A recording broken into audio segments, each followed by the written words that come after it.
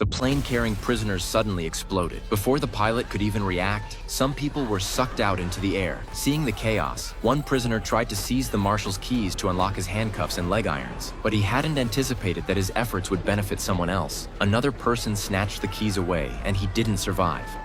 Once he had the keys, Taylor, wearing a hood, moved with almost superhuman speed. Anyone who tried to block him was no match. Yet strangely, Taylor headed straight for the cockpit, as if something there was crucial. After several attempts, the pilot prepared for an emergency landing. Pulling the control stick down, everyone inside felt the sudden sensation of weightlessness. Taking advantage of the moment, Taylor pressed toward the cockpit while the plane plummeted toward a forest and ultimately crashed into the snow.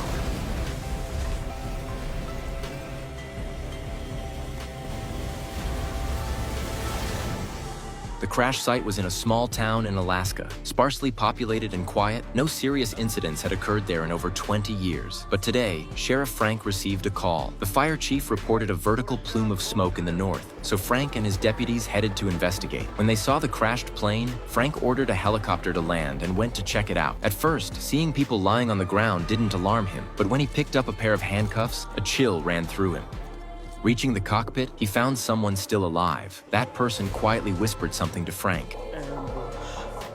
That single sentence seemed to signal an attack. Frank suddenly saw prisoners charging toward them. He quickly called for backup. Though the plane was only a few steps away, carrying a person while under attack made every step dangerous. Frank was forced to fight the prisoners. Some were calculating, some reckless, and all were armed. They even injured one of Frank's colleagues. Frank drew his gun. After taking down a few of them, he dragged his colleague toward the plane. He had assumed that having a gun would intimidate the prisoners, but he was wrong.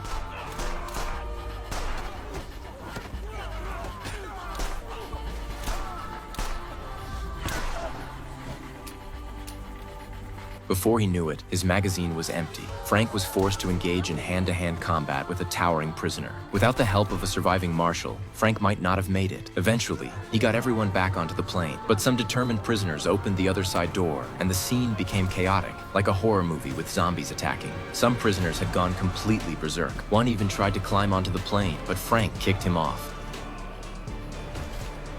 Finally, Frank managed to get his colleague aboard and quickly reported the situation to headquarters.